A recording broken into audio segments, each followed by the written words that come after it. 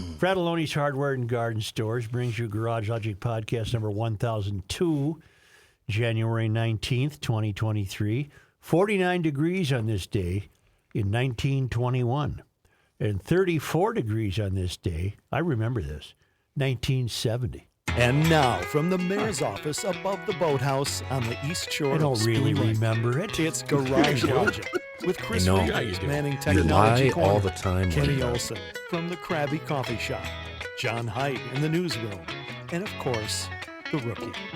Here is your flashlight king, fireworks commissioner, and the keeper of common sense, your mayor, Joe Souchere. Look up the fire chief of St. Paul. It's Butch. Weiniger. Is it Butch Inks? Thompson. I need his name. Dino Guerin, who ran for mayor, called me with a great little story. Butch Inks. Butch Inks. He Como kid, played hockey, blah blah blah. Normal kid. His kid is on the. Butch's kid is on the skiing team at Como. And apparently they have a significant number of kids on that team. They train at Afton, but they haven't been able to get there because Como cannot provide a bus driver.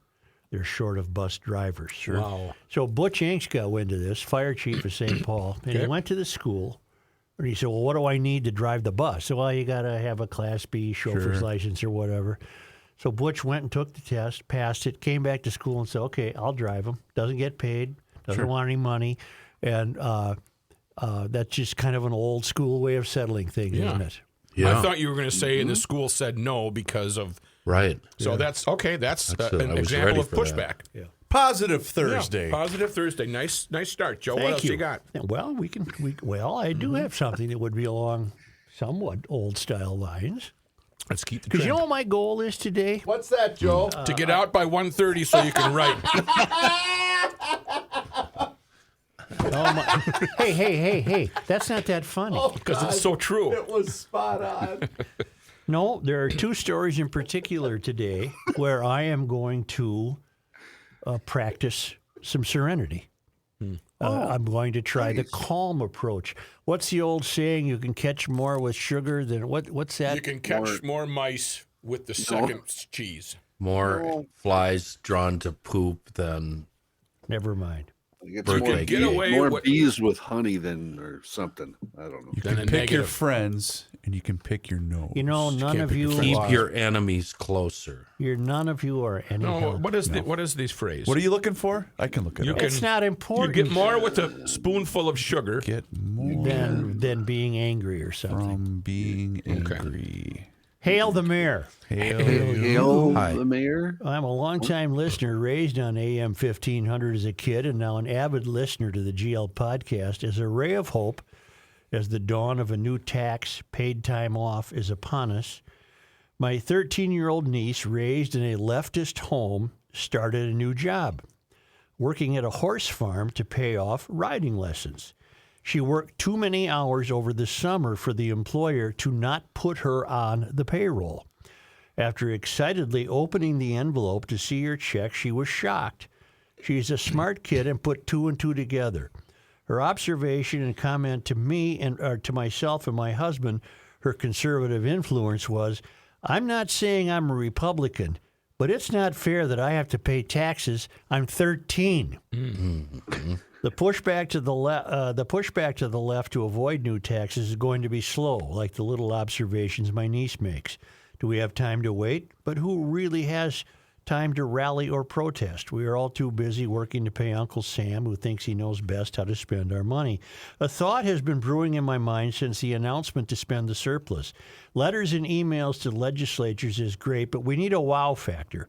What if every like-minded business in the state had a giant poster, "We want our money back. We, the people of Minnesota, are too busy working to pay your taxes to make it to the state capitol. Do not trust your constituents to take care of themselves and be generous to our neighbor." Everyone who is like-minded can sign their John Hancock on the poster, and then we deliver it to the state legislature and governor on April 18th, the day taxes are due.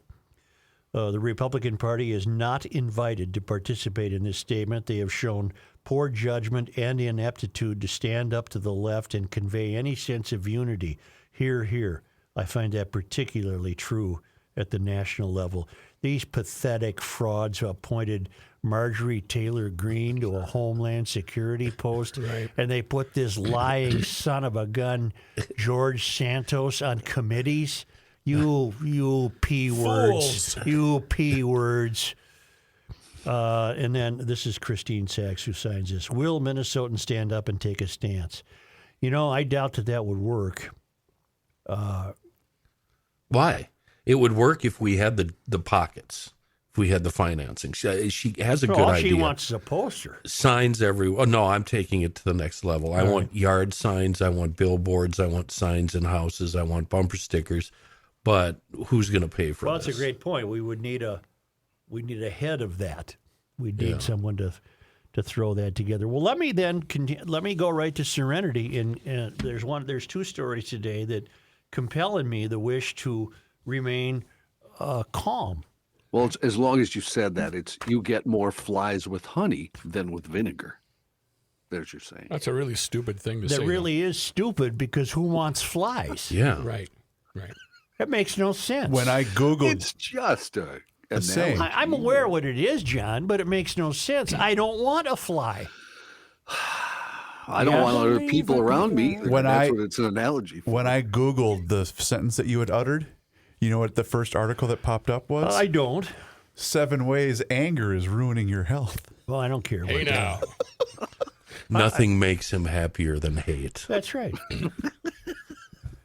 All right, let's see if I can catch more flies with honey here than vinegar. Okay. Walz is calling for $12 billion, presumably from the surplus. Walz is calling for $12 billion in new spending to make Minnesota the best darn state in the country for kids. Hey. This is the budget we've been waiting on. The governor, a former, it says here, a high school teacher. I thought he was only an elementary school teacher. He told educators at a St. Paul elementary school. The governor detailed a big part of his coming budget proposal Tuesday, saying he wants $12 billion. John, look up what we currently spend on education, please, because this is in addition to.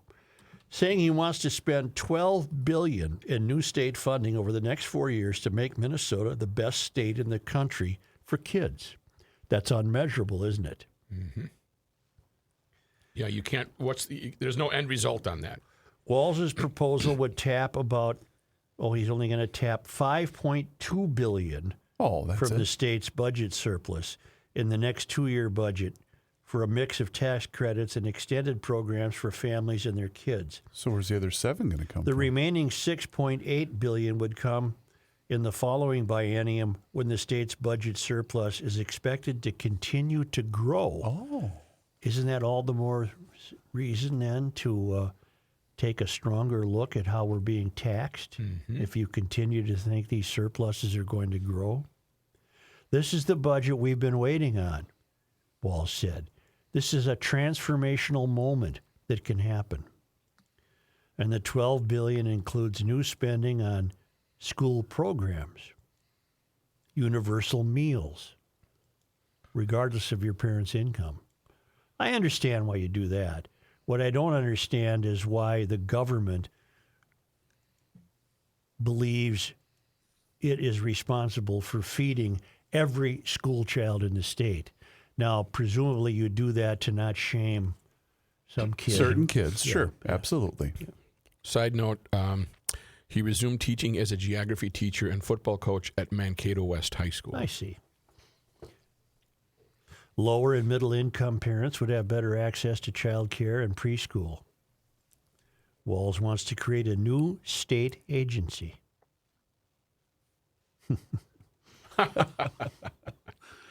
Funding, Joe, for K through 12 education in Minnesota Yeah. totals $14,404,670,000. So now with Annually. this would push it up to $26 billion. Yeah, well, that's 14 over what, 4 years? You said so. You'd Yeah, only had 3 per year, so 17 billion per year, almost 18 With a B. Walz, with a B. Yes. Yeah, okay. Walz also wants to create a new state agency the Department of Children, Youth, and Families. It sounds terribly redundant to me. Yes. Which would oversee some aspects of state government now under the purview of the Department of Human Services. Lieutenant Governor Peggy Flanagan said the measures would cut the rate of child poverty in the state by 25%. I'm reading. Hold on. We don't know that. I'm reading from the Pioneer Press. Growing up in am I close enough to the microphone? You are. Thank you. Growing up in a low-income family, Flanagan called the budget plan something she's been waiting my whole life to roll out. Mm-hmm. Wow. I don't wish to be uncharitable to Peggy Flanagan, who I believe is a First Nation, Native is. American. She is. But most people, Peggy, what they wait for their whole life is to make it on their own. This quote seems to suggest you've been waiting your whole life for a government handout. I'm coming up to the calm part. That's my favorite part.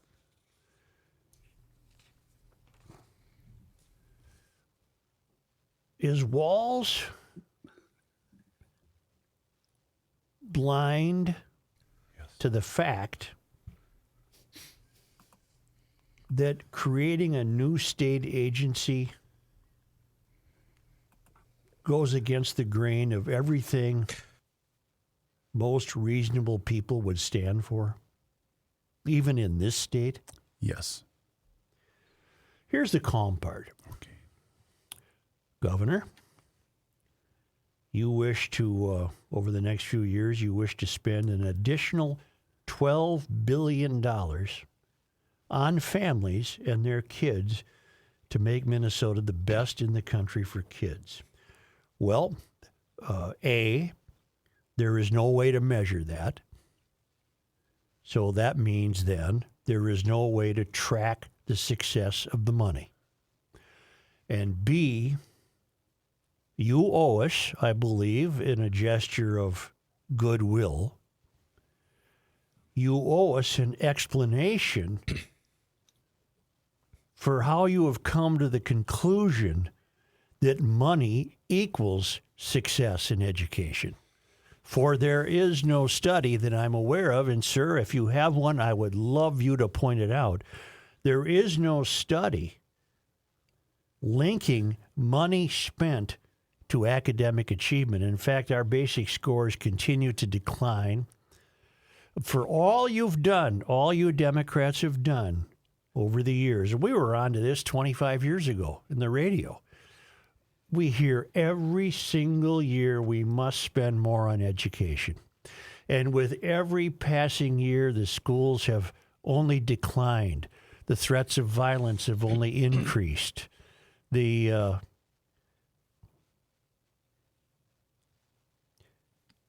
stick to my calmness. There you go. You caught yourself.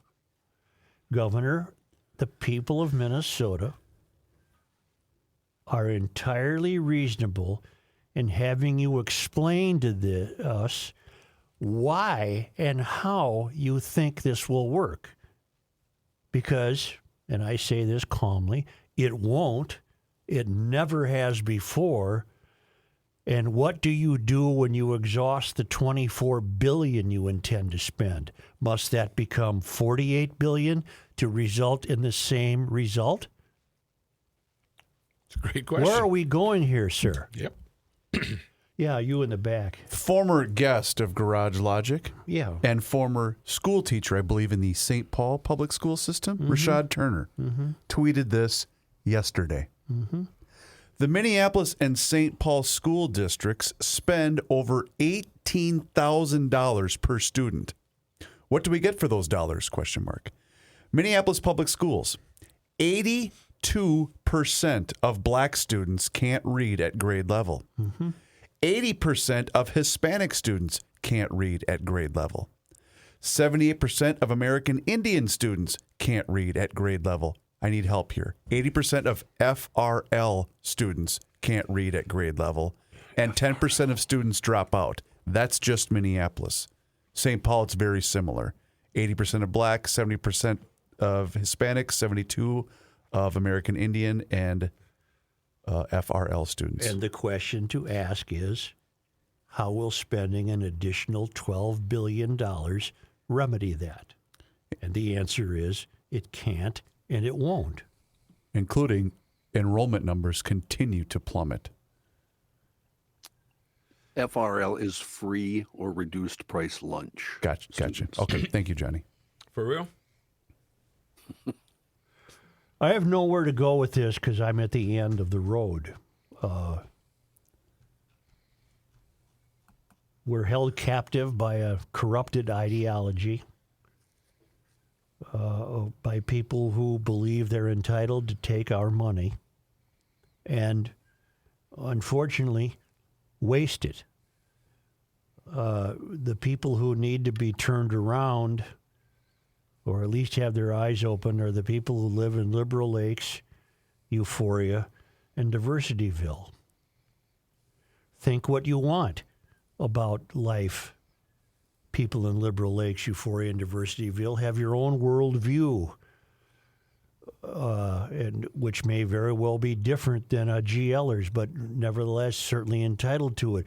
But how can you, with any degree of rationality, agree that spending $12 billion more on top of $14 billion already spent will make this the best kid for states, best state for kids in the country? You have to be serious with yourselves, and you have to wonder, what can that possibly mean? How can that possibly be measured? And if it can't be measured, then it's a failure. If it can't be measured, then you are subjected to a future of this continuing B as in B. 82%. That's startling to me. How do you change that? Yeah. How do you How do you change change that? that? Well, that's got to be changed by people who are going to decide to take parenting seriously. Mm-hmm. So you're probably generations away from that. I mean, you've got a shooting the other month at the Mall of America. The guy shoots somebody in the head. His mom drove him to Georgia. Right. You know, you've got parents that have squandered their opportunity to get little Johnny to read. They've squandered it. And I don't know how many generations. And this shouldn't be an indictment of teachers. No, I don't it think shouldn't. a teacher wakes up in the morning and can't wait to get to school to make sure some kid cannot But the read. teacher can be as well intended as possible, work as hard as they possibly can. If there's no support under the child's own roof, they've got no shot. And that's why spending this money is so foolhardy. It can't result in correcting an 82% Well, it hasn't reading now. deficiency. What- It never has. No. That's the point. Yep. It never has. But the Minnesota Education Union is terribly powerful. Walz is indebted to them, and he's rewarding them. And he's rewarding them, not anyone involved in the schools. I mean, not any family or child. He's rewarding the union. The head of which in Minneapolis wants to fight capitalism. Yeah. So, started positive. pardon? I said we started positive. I'm remaining calm because there's really no point in being angry. There's this fellow, Walz, has shown time and again that he's not willing to listen to either anger or reason. Well, that's good because according to everydayhealth.com, an angry outburst puts your heart at great risk. My blood pressure's fine. Okay, good. So did you insinuate that some of this money he wants is going to the union? And the union leader? No, I'm not insinuating that at all. I'm insinuating that this is his payback for their support. Yeah, I'll throw $12 billion more at education. He's not putting it in the pocket of any specific union person. I don't mean that at all. I was really hoping you did. Well, I don't. It's just, again, it's new spending on multiple school programs, including general operations, special ed, universal meals, mental health services. Lower and middle income parents would have better access to child care and preschool and be eligible for tax credits to offset those costs and other expenses. But most insidiously and most regrettably, Walz wants to create a new state agency, the Department of Children, Youth, and Families. I can't help but feel that he's sticking it to the public with that. He's sticking it to people who know perfectly well that that's foolhardy. Mm-hmm. And he's saying, I don't care. Look what I'm on my second term. I'm going to retire and get about 5 pensions and live like a king. Here's what we're going to do. I'm going to leave you with another bureaucracy. The Governor Walz, you must know, you must understand, I'm convinced you do, that that's meaningless, that it cannot result in what you apparently believe it can result in, and it can't. Sir, I offer you the chance again. Come on this show, present the evidence that money spent transforms academic achievement. Please. I won't say a word. You may have the whole time. Not gonna do it. Mm-hmm. You'll just let us talk. We'll be back shortly. Oh, okay. Look at all the flies. Hey, GLers, it's Reavers here, and you've heard me talk about my relationship with Josh Arnold for quite some time now. And the reason I advocate that you give Josh a call is simple. Well, actually, it's 2 reasons. Trust and results. Josh has seen it all when it comes to economic and market conditions. As he says, past results do not guarantee future returns. Well, that is true. Josh can make sure that your retirement objectives match your investments. And you can trust Josh to make sure that you are not paying more in fees than you are selling in returns. Yes, that is more common than you would think. So do yourself a favor by booking a 48-minute free consultation that has absolutely no obligation. Call Josh today at 952-925-5608. That number once again is 952-925-5608. You will be glad you did. Investment services offered by Josh Arnold Investment Consultant LLC, a security investment advisor. Past performance is no guarantee of future results. All investments involve risk. All comments and opinions are Josh Arnold's and do not constitute investment advice. Chris Reavers is a paid endorser. This guy wears many hats, just not indoors. Joe Souchere.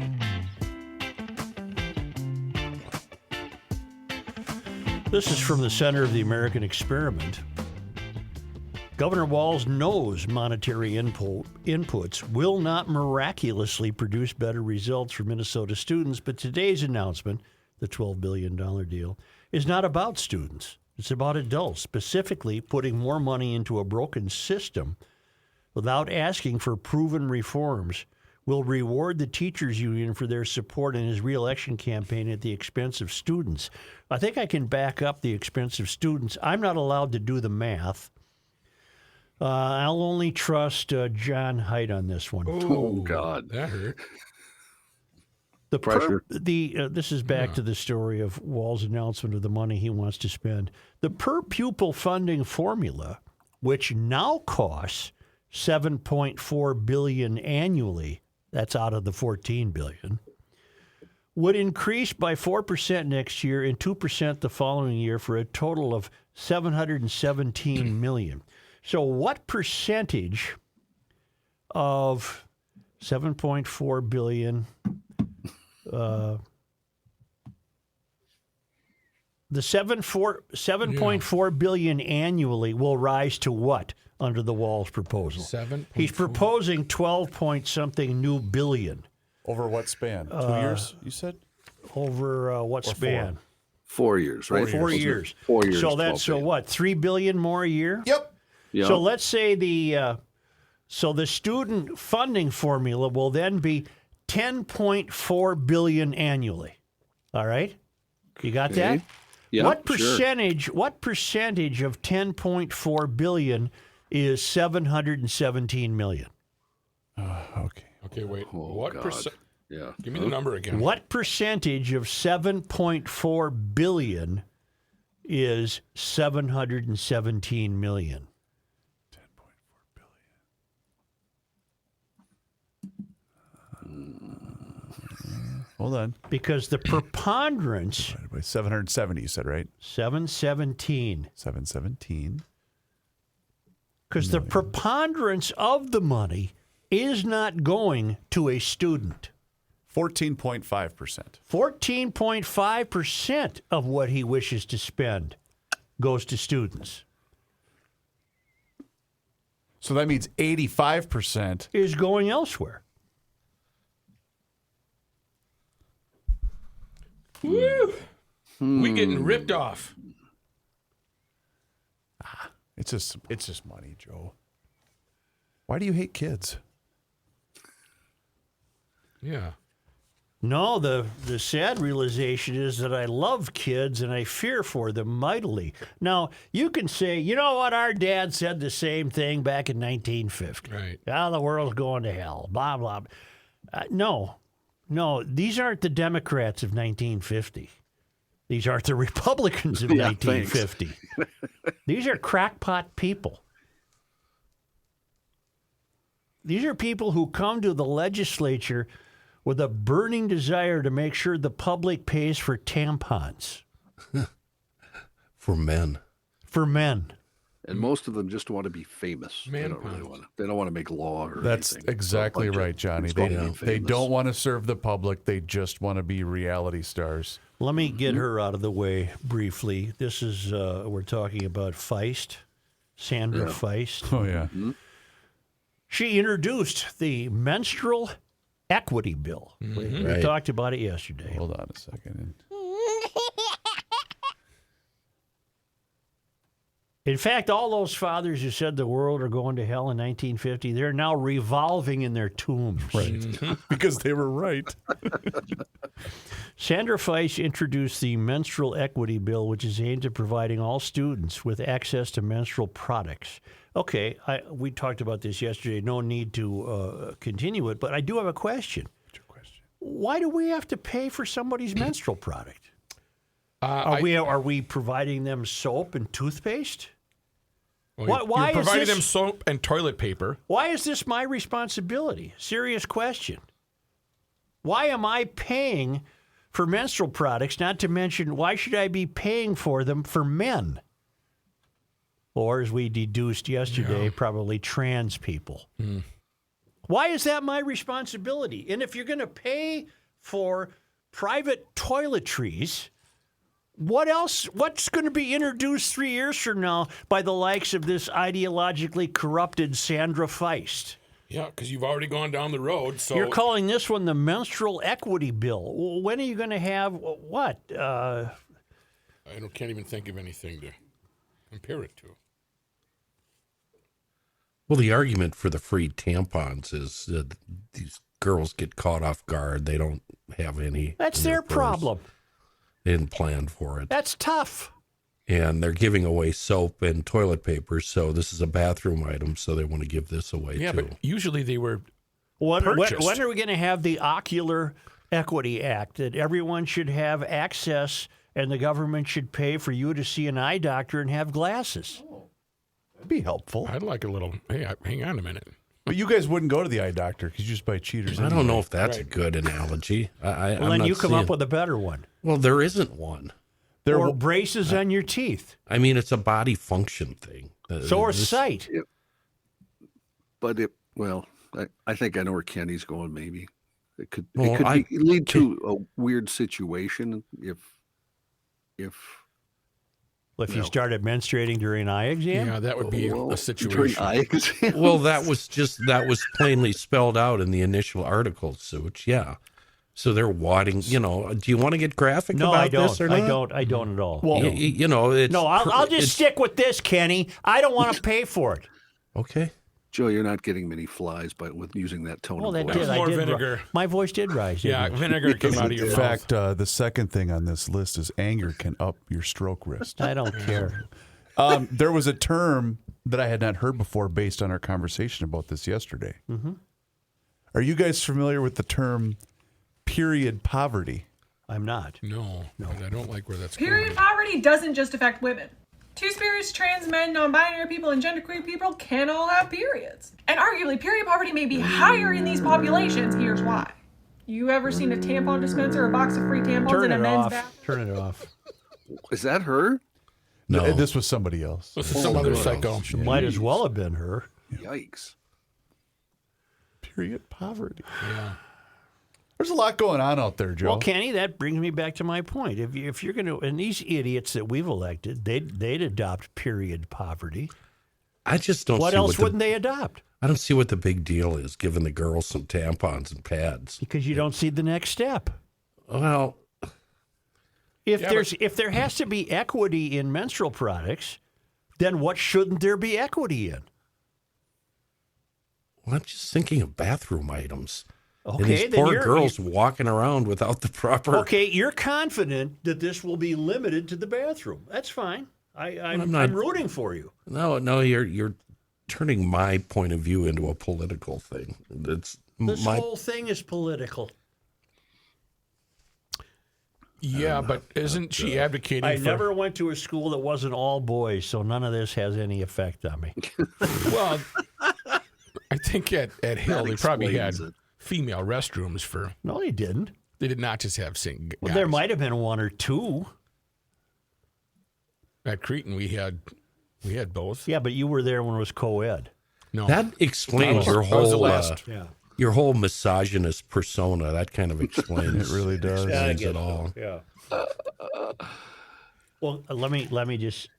I would not deny a girl what she needs to get through. Yes, but she's advocating to put these in men's rooms. But I obviously disagree with that. That's foolish and childish and stupid and lame. Isn't that the distinction in the argument? She wants to put them in men's rooms. Okay, there's a couple of ways to look at this. One, when you have to look at this silliness, is it any surprise that Walz will get away with creating a new Department of Children and Happy Thoughts? Two, the only point I'm trying to make, and I don't want to deprive any female of protection.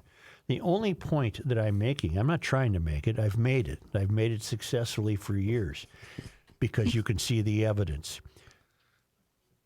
If you're going to provide all of these toiletries for men and women, then I guarantee you there's a next step.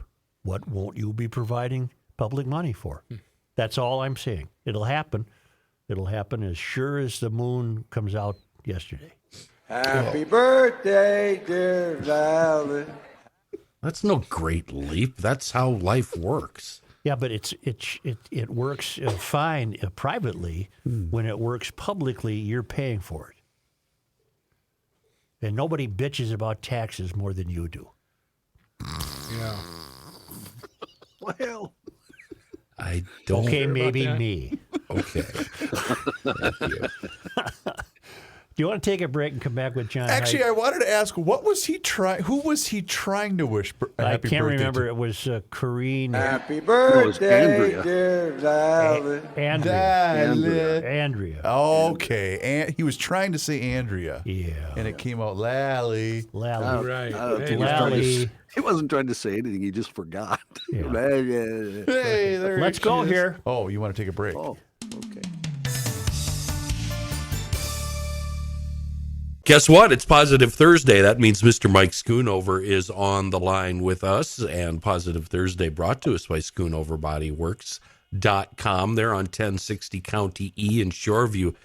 And construction going hot and heavy in your area. Man, you're really making progress up there, Mike. We are, Kenny. We are. It's really fun to see this thing come about, and I should probably tell the GLers. Last week we talked a little bit about it, that we're open for business and all that kind of stuff. But Yeah. next week we're going to be forced to shut down for the week because they're going to deliver. There's going to be 50 flatbed trucks delivering walls, as in WALLS, not WALZ. Okay. Thank you. And roofs.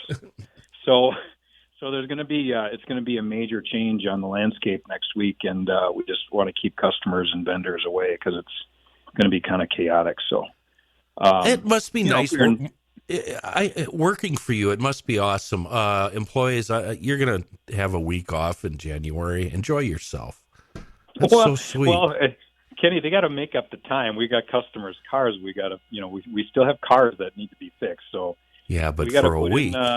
we got to burn the candle this week and then the following week, and maybe we'll sneak in there at night next week. We'll see what happens. We just don't know what to expect at this point. But we just want to make sure everybody's safe and let those construction dudes do their work.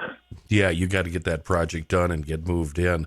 Meanwhile, GLers, if you need anything done as far as auto work goes, give Miss Nikki at Schoonover Body Works a call. She'll set you up, whether it's body work, oil change, tires, repair, anything. They do it all at Schoonover Body Works in Glass in Shoreview and on the web, schoonoverbodyworks.com.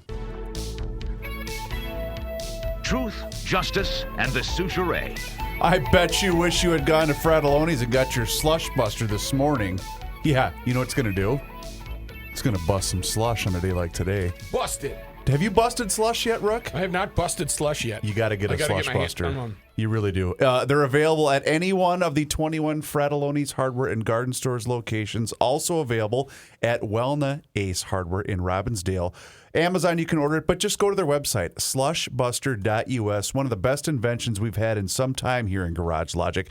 And Dave Pounds is the inventor right here, Burnsville, Minnesota. That's where the slush buster was invented, and he's a loyal GLer. And he got tired of all that corrosive slush rusting out his cars and also damaging, some of that the exterior of your vehicle. So go online, slushbuster.us. Get that slush buster for you, for somebody as a gift. What have you? Go get that slush buster today. And you know what? You still got a lot of... What have you? what have you? I was trying to pull up my copy as I was trying to I knew talk. that was a verbal crutch. It was one of those odd segues, Rook. And such. But anyway, Dave's a loyal GLer, so support him and support the slush buster. Please place your order online and tell them that you heard about him here on the Garage Logic podcast. And such. And such. These phonies in Davos, Switzerland, there's no airport in Davos. They fly to about 2.5 hours away in their private jets, and they get helicoptered to Davos. Then they get in Escalades and are driven to the hotel. Only electric Escalades? No. And they're all phonies, and Al Gore gave him a little Elmer Gantry. Jordy said he went Elmer Gantry on him. Okay. And Kelsey, Who's Elmer Gantry? Kelsey sent me something and gave me the... Don't. Oh, Jesus. Okay, you guys, you have to understand... Don't even bother explaining to him. Look it up. Just let it go. Jesus Elmer Fudd Gentry. Fuck. Al Gore went Elmer Gantry on these people at the World Economic Forum. And he actually said that they were a select group of human beings brought together. This is John Kerry. I'm sorry, not Gore. I'll get to Gore in a moment. This is the climate czar, John Kerry, who said, "We are a select group of human beings brought together by an extraterrestrial force to save the planet." Wow. When you stop to think about it, it's pretty extraordinary that we select group of human beings, because of whatever touched us at some point in our lives, are able to sit in a room and come together and actually talk about saving the planet, Kerry said. He's a megalomaniac. He thanked the president of the World Economic Forum for getting him the best room I've had here in 35 years. According to the Daily Mail, over the last 15 months, Kerry flew more than 180,000 miles on flights that emitted more than 9.5 million pounds of carbon, roughly 300 times the average American. That's according to a Washington Free Beacon analysis. But he also married that heiress, didn't he? The Heinz woman, Teresa. Teresa. Yes. Teresa Heinz. She goes like this. And she's got a fortune. They got planes. They can get anywhere they want. Well, also speaking in Davos was Al Gore, who went nuts. It sounds like they're all going nuts. Yeah. You ready for that, Chrissy? Yeah. You want it right now? Yeah. of the land and creating the droughts and melting the ice and raising the sea level and causing these waves of climate refugees predicted to reach 1 billion in this century. Look at the xenophobia and political authoritarian trends that have come from just a few million refugees. What about 1 billion? We would lose our capacity for self-governance on this world. We have to act. So in answer to your question, I would say we have to have a sense of urgency much greater than we have yet had, and we need to make some changes of the land and creating the droughts. Jesus, Stop that. I'm seriously gonna leave. Aren't you getting my emails? Can't you turn it off? Why won't you answer my emails? Stop. That's it's not Reaver's fault. He's getting emails. There must be a way, given the fact that we have technology and stuff. There must be a way to stop that noise. There is. Do you know what it is? Yes. Yeah. Close your email program. It's not. That's a good point. While you're playing the Gore audio, for example, can you turn off email? It's not my email, gentlemen. What is it? It's a big giant batch of don't effing worry about it. Right No, now. I am worried about it because it's ruining the show. It was a different program. It's off now. So. A different program. Would you like to hear the Al Gore soundbite again without interruption? Because I could play it again because I shut it off. Wait a minute. It was your fault then. You had it on. Do you want the explanation? There's a recording mechanism that I use on this computer that Very good. records the show. Thank you. Every single day. And then when I save the show, it captures that because I have to even out all of the levels because people bitch because Kenny's mic is too hot, John's mic is too low, and we're in the studio. I understand. Sometimes if I don't mute that at the beginning of the show, it will send feedback just like it did there because I was playing a separate piece of audio from the same computer. Giving you a bit of a report. Right. I understand, Chris. Notifying me that I'm playing some.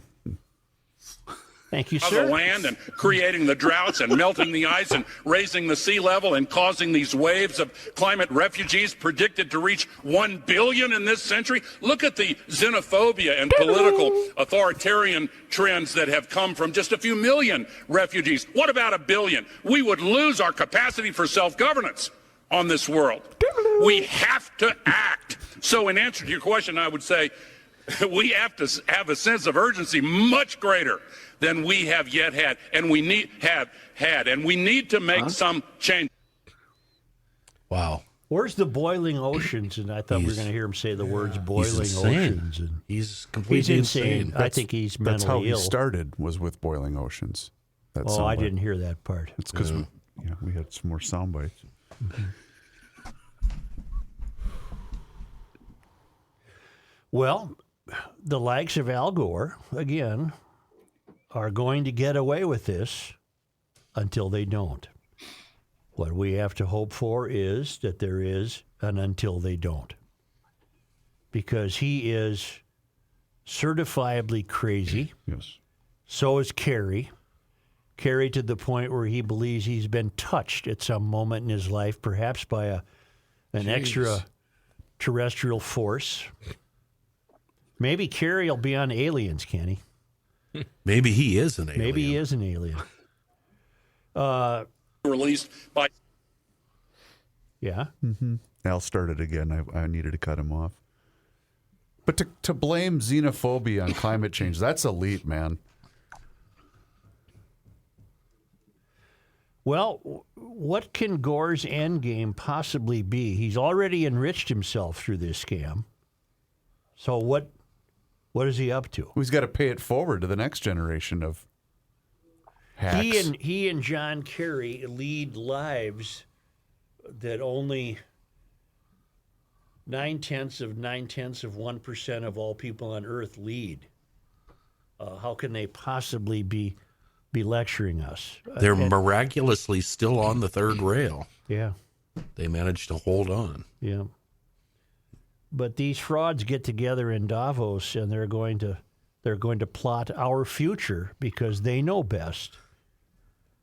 And I see where I see where President Biden is going to going to California and view the flood damage. change. Sure.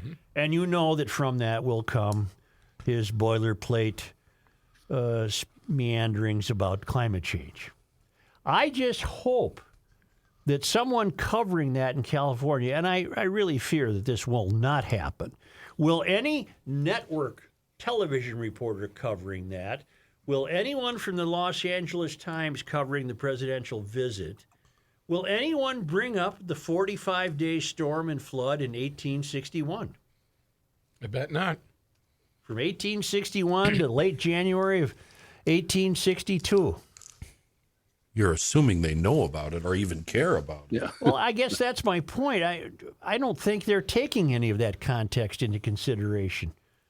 These episodes of terrible weather in California fit the agenda too neatly. And they don't understand that this is cyclical and it's happened.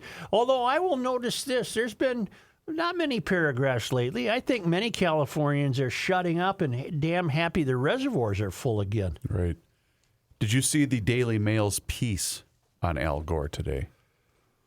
I didn't read it, of course, but I noticed basically that it was explaining how he has turned this climate activism nonsense into a $330 million empire. Oh yeah, he's benefited. Sure. He's benefited tremendously from this. He's selling carbon offsets. He's Elmer Gantry. Yeah. Good old Elmer. Did you look him up? I did. It's a nice That book. was the Sinclair Lewis book, right? Elmer Gantry was drunk. That's the first line, isn't it? Yep. Yeah. Lewis finished the book while mending a broken leg on Jackfish Island in Rainy Lake, Minnesota. Really? Yes. Well, you now know more about Elmer Gantry than I do. No, I don't. I didn't read the book. You could use the Music Man as a template for what they're doing.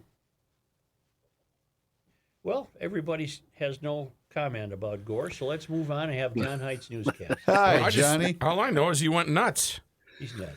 He sounded Who's nuts? pretty nuts. Pretty Yeah, nuts. he didn't sound like the old Al Gore, did he? He sounded different. He sounded demented. Thicker. Yeah. He makes $2 million a month.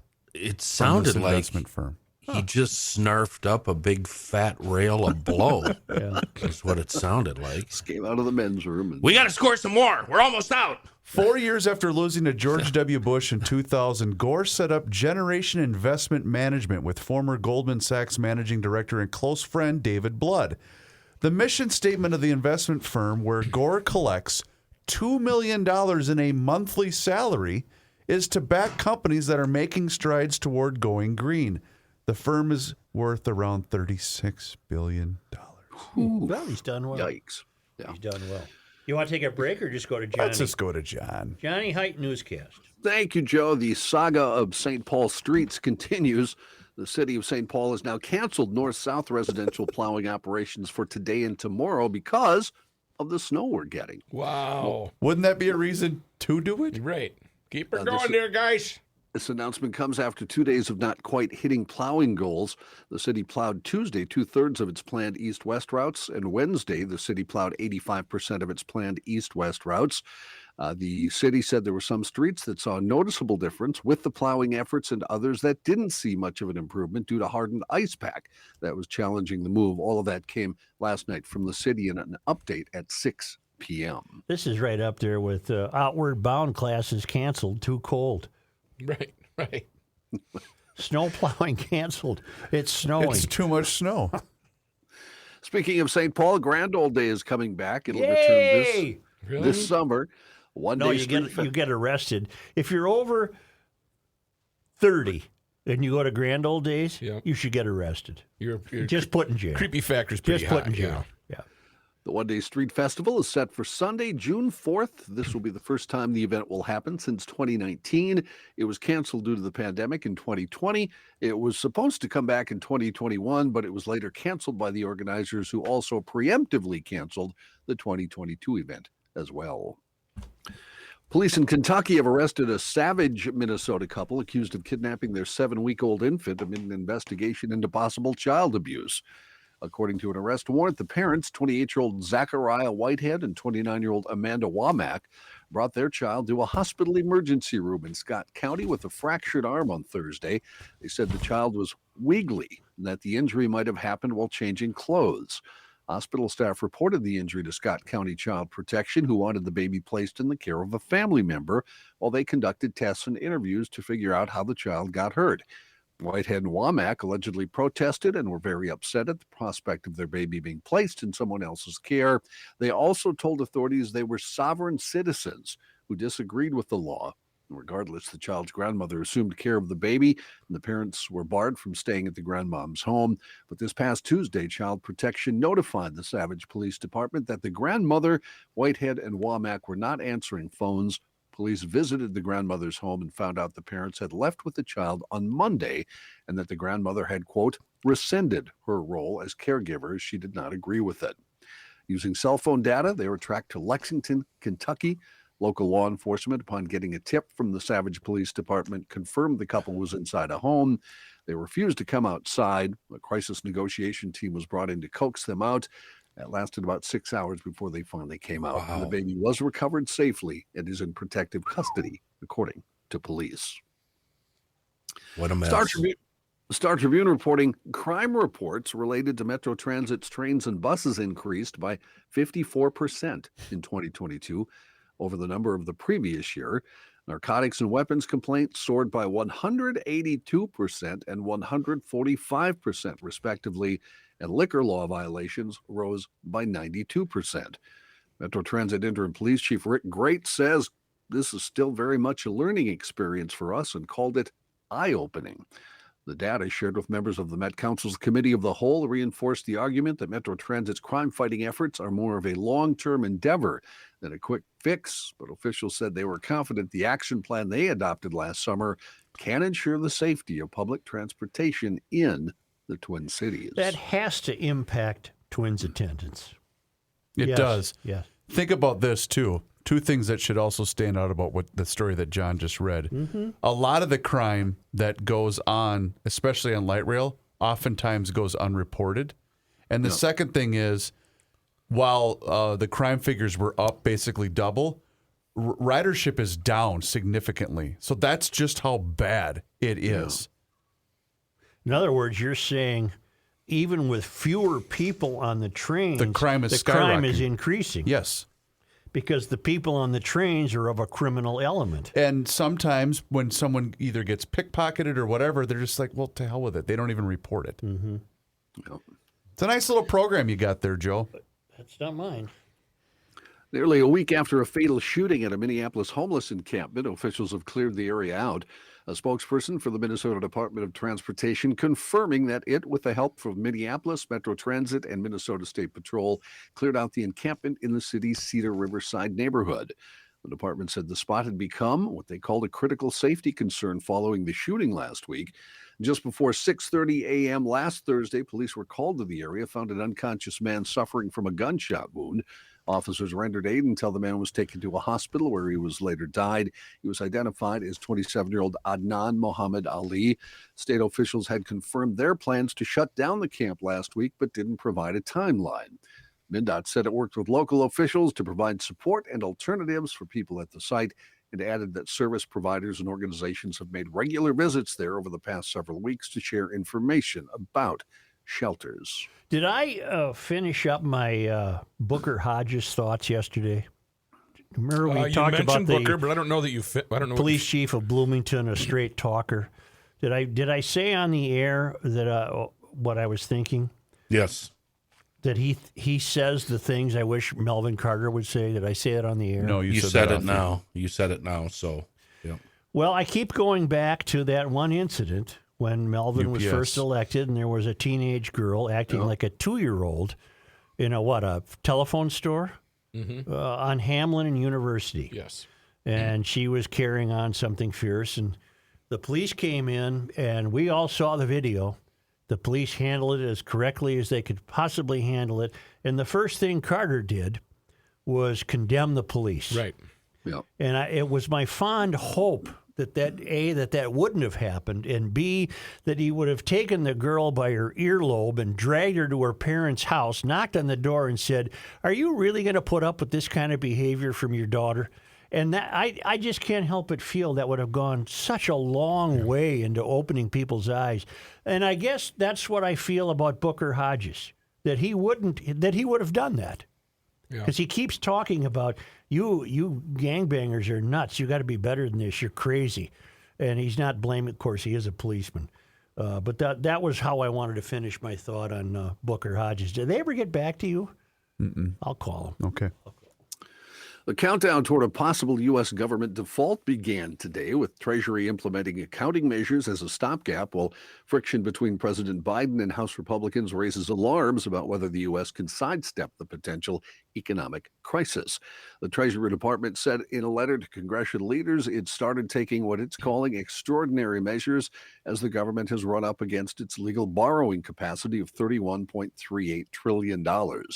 An artificially imposed cap, the debt ceiling, has been increased roughly 80 times since the 1960s.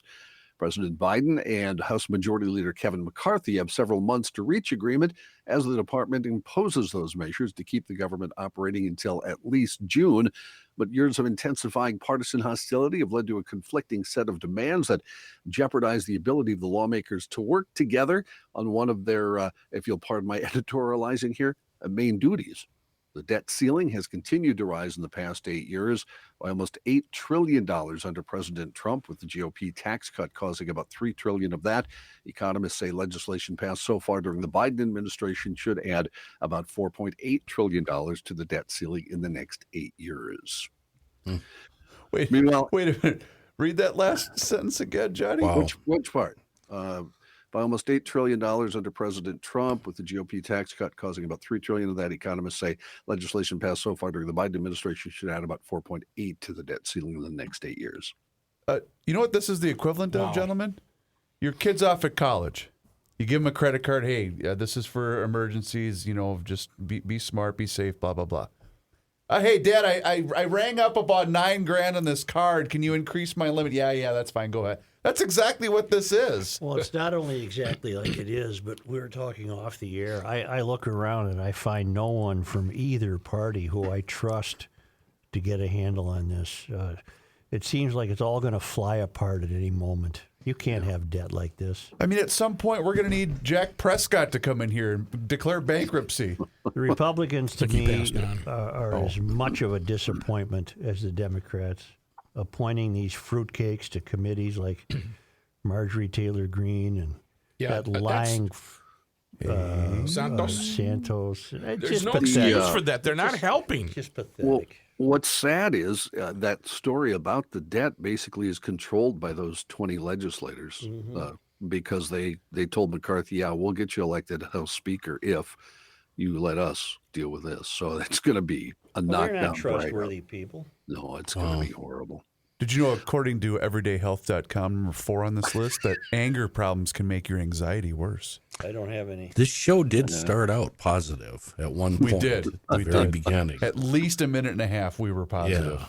Yeah. So, one of the other things that You know that Positive Thursday show? You can take that and put it where the sun don't shine. wow, I guess that took care of that. Yeah. Thanks, You are Mike. a bitter man. Yeah. The other part of the thing here, his promises, Kevin McCarthy, he promised them they'd get a vote on a jumbo-sized national sales tax to get rid of income tax, which I don't know how that would work, but apparently it'd be up to a 30% national sales tax. Well, on items. poor people cannot afford that. Yeah, well, and I can't afford it. They're getting pushback from Republicans on this, even though it's the Republicans that are proposing the idea.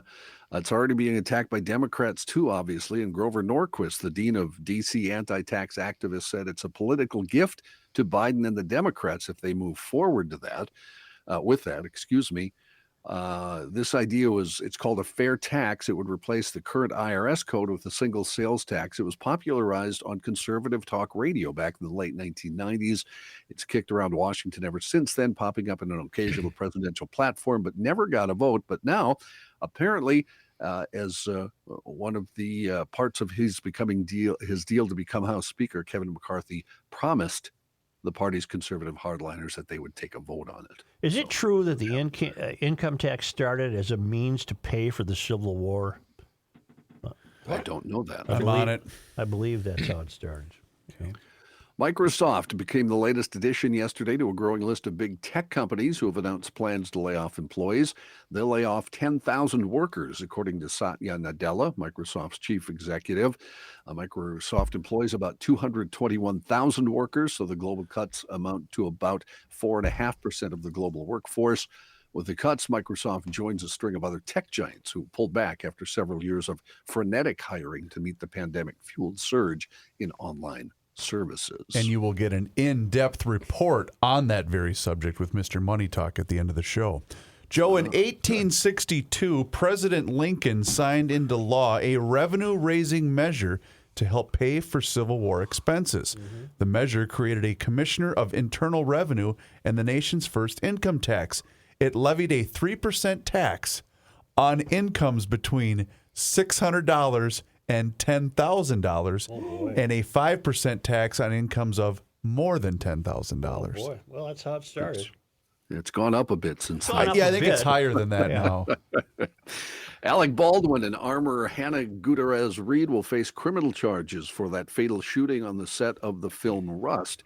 That was announced this morning, close to 16 months after Baldwin took the life of Helena Hutchins, cinematographer, and wounded the movie's director with a loaded gun on the set. The charges will move forward. They'll be filed by the end of the month. Baldwin and Gutierrez-Reed will each be charged with 2 counts of involuntary manslaughter, heading toward a hearing before a state judge and then a jury trial. The first charge is a 4th-degree felony, sentencing of up to 18 months in jail and a $5,000 fine. The second charge, formerly an involuntary manslaughter in the commission of a lawful act charge, is also a 4th-degree felony, punishable by up to 18 months in jail and up to a $5,000 fine. Well, John, what else do you got? Well, I got a music one. So I'd like that. I love your music ones. We have the inductees for this year's class into the Songwriters Hall of Fame. Okay, we don't carry on with this one the way we do with the Rock and I Roll was Hall. going to say, what are we getting into? No, I'll just let you know who they are. I believe that was an instruction from the mayor. Songwriting, very important, of course, obviously. Yeah. We have Glenn Ballard, who's been around forever. He's written with everyone. No, that should be a yes. He's written with everyone for the last 40 years. I'll fight you on this one. we got Snoop. Snoop Dogg. Calvin Broadus Jr., of course. Snoop is there. What is these animals? What is the back up on off of that S? Careful. We have Sade. Yes. I Yes. love Sade. Hot Sade. Sade is hot. Hell? Who's the one on the show that called her Sade? Oh, That's probably Tommy Patrick. Who is Sade? Is she related to Shakira? John, continue. Sweetest Taboo. Oh my God! If you've ever seen the video, song ever, it's ever. Yeah. And Smooth Operator is a great song. Also. Okay. And Your Love Is King is a great song. I could go You on used if to you play wanted to. Sade on this I radio love show. Sade. No, she's got more than 2 hits, Joe. Also on that list, Gloria Estefan. Oh, God. What? I suppose. I mean, I guess. Whatever. Jeff Lynne. I'm surprised he's not already there. Okay, I'll give you that one. He's funny looking. He's funny looking. Yes. He's funny looking. He's got curly Funny hair. how? Like I'm a clown? That's the way his hair grows out of his head, John. Yes. So let's Well, not what's wrong with discriminate. that? Yeah. Well, it's curly. I didn't say he was funny looking. I did. Teddy Riley. Who's he? He's an R&B writer. He's written with stuff for Bobby Brown, Michael Jackson, No! other guys. Oh my God! And last but not least, Liz Rose, who's she's a country writer. She's written stuff for all sorts of people: Kenny Chesney, Maren Morris. She's written with Taylor Swift, et cetera, et cetera, et cetera. Thank you, sir. She's responsible for what has become of the country music industry. I say no to her. Thank you. We'll be back. I'm glad we didn't debate those. Nine. I think we should. Nada. Let's start over. Do what now? Okay. If I tell you. Here's a man who spends hours in hardware stores, sifting through the nuts and bolts of life. Joe Souchere. Is this Dylan? Yes. Huh? Yeah. Yes. So a guy and his wife were out golfing. And then? Yeah. And the guy's tee shot landed behind a tree. Oh, no. And just as he was getting ready to chip it back onto the fairway, his wife said, "Man, you can clear that tree, honey. Go for it." The guy says, "Okay." He swung away. The ball bounced off the tree, straight back, and hit his wife in the forehead, and she died instantly. Oh, what are you telling this for on Positive Thursday? Well, a few years luck. later, the guy was remarried, and he was out golfing with his new bride. Sure. He teed off, and the ball landed behind a tree. Oh. Just as he was getting ready to chip it back onto the fairway, his wife said, "You can clear that tree, honey. Go for Yeah, it." same thing. And he said, "No way, I'm never doing that again. I don't even like to talk about it. Biggest tragedy in my entire life. I'm never making that horrible mistake again." And the new wife said, "Oh, my God, honey, I'm sorry. That sounds terrible. What happened?" The guy said, "I ended up taking an 8. See? She's not dead. I'm just You know, I did not see that one coming. I didn't Such. either. I was I was so just surprised. blindsided by that one. Surprise ending. That sounded like hyperbole. Almost No, like I just wanted you the- to meet some friends. Greg almost wants like the joke, The Aristocrats. Greg wants to correct us. Hello again. When I heard the story on the show about the man in the mall being allegedly singled out and kicked out of the mall for wearing a Jesus Save shirt, I must admit I disagree with the position on the show. You noted that only Alpha News seemed to be covering the story, as well as Glenn Beck's outlet, The Blaze. Reading the coverage of those two sites, it was clear to me that they had a fairly obvious tone and bent to their coverage, which is singling out one aspect of the story and conveniently forgetting key information, which is important. The attached Snopes article explains these points. First off, the outlets neglected to mention the obverse of the shirt, which crossed out the phrase coexist and replaced it with the not-so-subtle Jesus is the only way.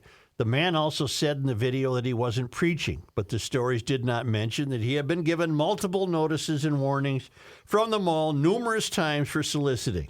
More specifically, he had been to the mall several times handing out gospel tracts and absurdly claimed that he alone could have prevented the most recent shooting there by proselytizing to the suspects. Is this the kind of guy we want to throw our support behind? I certainly hope not. Please wait to look at the facts before immediately taking a stance on a story. It doesn't seem very GL to me. Good luck, Greg. All right. Oh, wait a minute. Yeah. Wait a minute. Yeah. We mentioned the T-shirt. Crossed out, yeah. In the crossed Yeah, out but portion. we didn't talk about it in depth until we were done recording. When I said the same thing that he just said there in the email. Really? That We was didn't the do it on reason. the air? No, we did it afterwards. Oh, as the reasoning that the mall might have. Only because So they the town council got exclusive coverage again. That's very good, Rook. They got their money's worth. Yep. only because they come to us all the way from Marloth Park in Mpumalanga, South Africa, from the Traveling Lymans at worldwidewaftage.com. It was on this day, January 19th. in 1836, 6 students attended the opening of the Lake Harriet Mission School for the Dakota, founded by the Reverend Jebediah D. Stevens. The school was sponsored by the Presbyterian Missions Board and taught by the founder's niece, Lucy Stevens, in a cabin built by Gideon H. and Samuel W. Pond. On this day in 1862, January 19th. seeing battle for the first time and suffering 45 casualties, the 2nd Minnesota Regiment played a key role in the Union victory at Logan's Crossroads, Kentucky.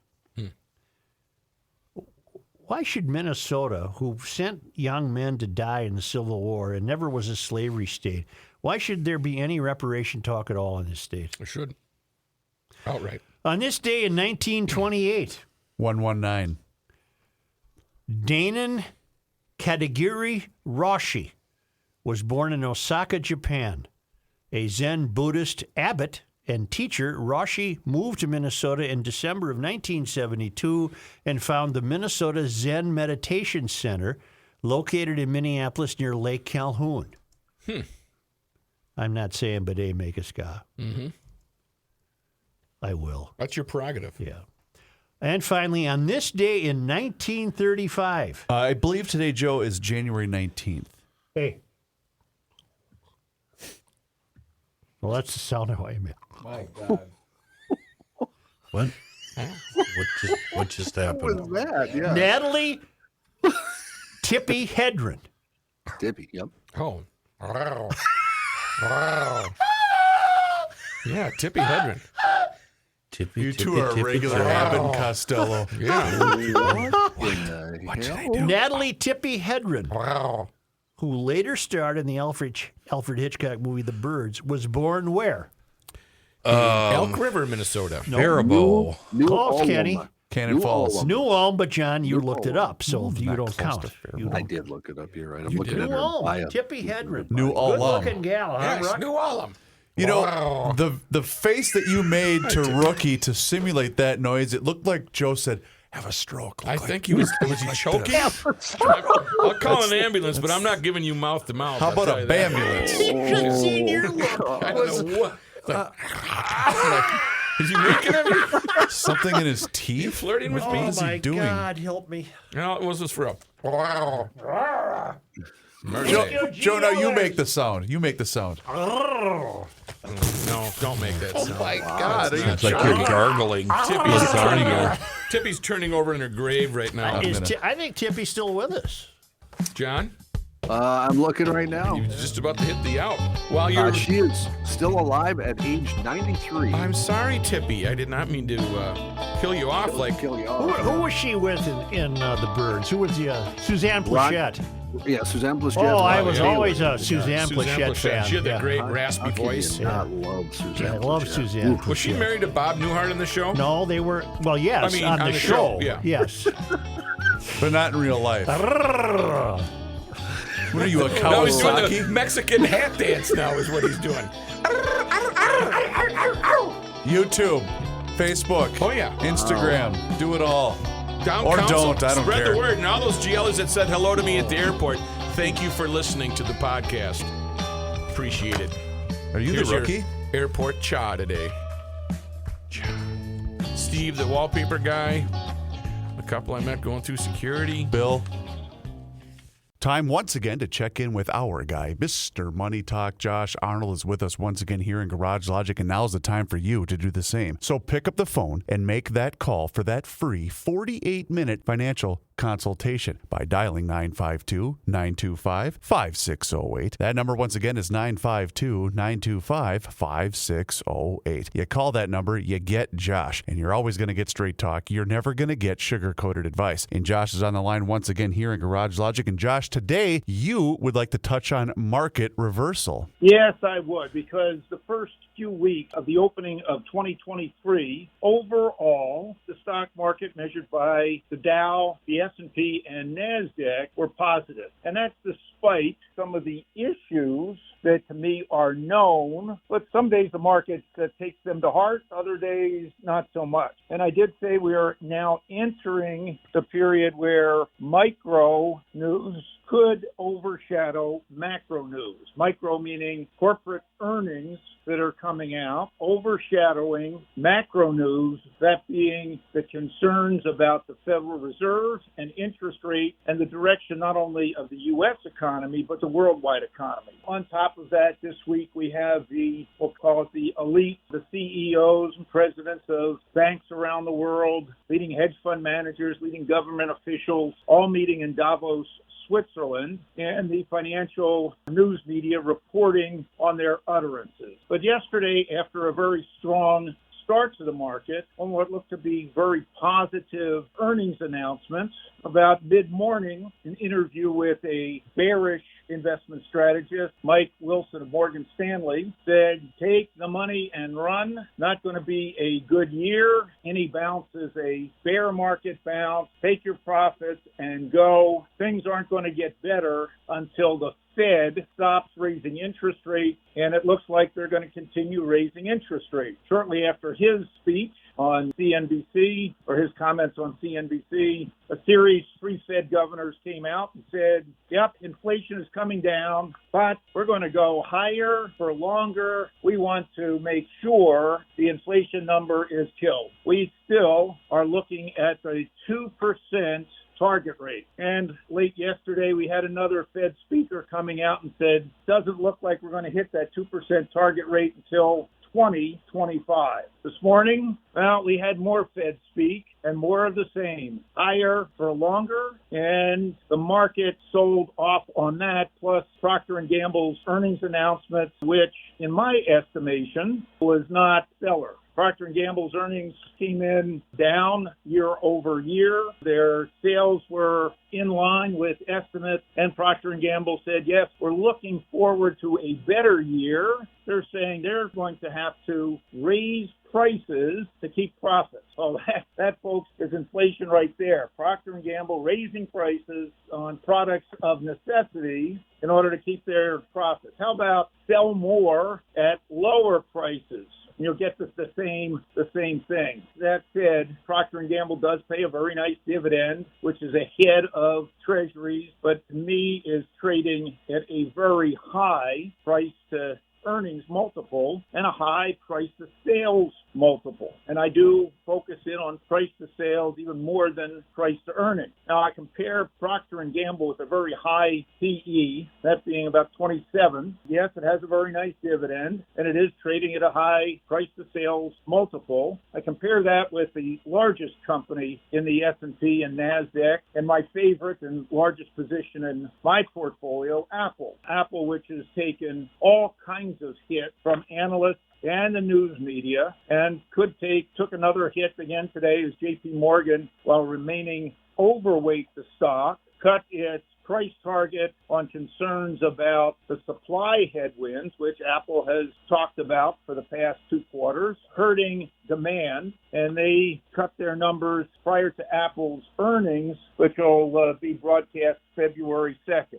But Apple's trading at a price-to-sales multiple, not much different than Procter & Gamble, and trading at a price-to-earnings multiple of only 21. And if I were to look at both and say, okay, Procter & Gamble is consumer staple, you need consumer staples in a recessionary or market slowdown, you may not need an iPhone. Well, I don't know how you might view your iPhone. Yes, you might keep it a little longer, but at some point you are going to replace it. It is a necessity. Don't take my word for it. You could just listen to the Oracle of Omaha, Warren Buffett, on his views on Apple. My point, Apple is an easy stock to punch at, with media saying it's too expensive on a price-earnings multiple because it's not growing as fast. Well, I look at a lot of slow growers. We'll say Procter & Gamble as one, and I have a list of others that are trading at much higher price-to-earnings multiples and are currently revered. Point of all this, diversifying your portfolio does make some sense. But more to the point, take a look at those companies that continue to be in high demand, and you'll see over time rising sales and rising earnings, and look for companies that are shareholder-friendly, and I'll call Apple as one of those.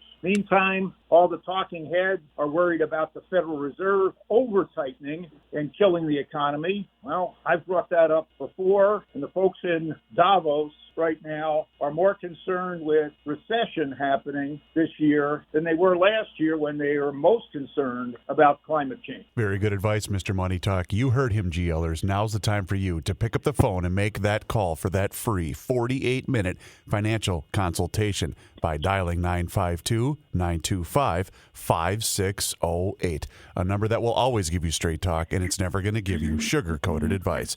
Josh, once again, thank you so much for the time and the chat. Have a great day, a fantastic weekend, and we'll talk to you again next week. Look forward to it. Thanks. Investment services offered by Josh Arnold Investment Consultant, LLC, a security investment advisor. Past performance is no guarantee of future results. All investments involve risk. All comments and opinions are Josh Arnold's and do not constitute investment advice. Chris Reavers is a paid endorser.